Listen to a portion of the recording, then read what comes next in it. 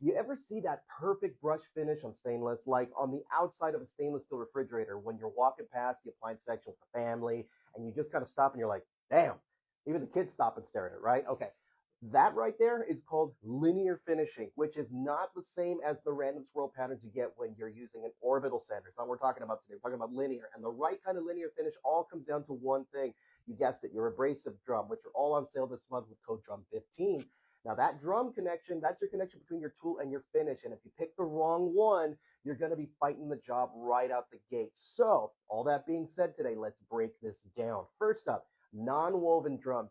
If you're going for that satin or matte finish we were just talking about, this is your guy right here. Okay, these are built with a 3D fiber structure, so they run cool, resist loading, and they're super forgiving, meaning you're not going to gouge your part if your pressure isn't perfect. But these are not for heavy removal, okay? These are for blending, smoothing, and finishing only.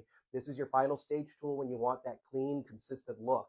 Now, if you need to actually remove some material, welds, burrs, oxidation, that kind of stuff, that's where coated abrasive drums are going to come in, okay? These are your heavy hitters, 40 to 60 grit. That's your bulk removable leveling. Stepping up to 120, 240. Now you're doing refining and getting it ready for finish. Again, cut first, then refine.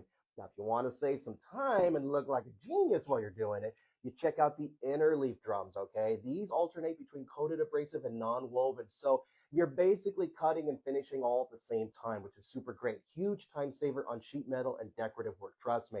Now, here's the key to all of this. You got to match the right drum to the finish you want. You want a satin finish? Go with the non-woven. Heavy scale removal? We're going to go with these, okay? Now, everything else, you get that easier, everything will come easier. Now, quick benchmark tip before I finish.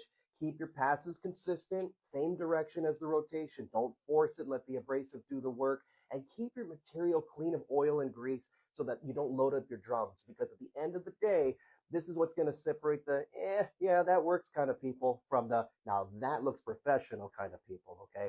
That's all I have for you today. Again, don't forget, use code DRUM15 to take 15% off all our sanding drums all this month while you can. Anything you missed today, you can find posted here as well as other videos and tutorials we've done before. Until next time, I'll see you all on the other side of the bench.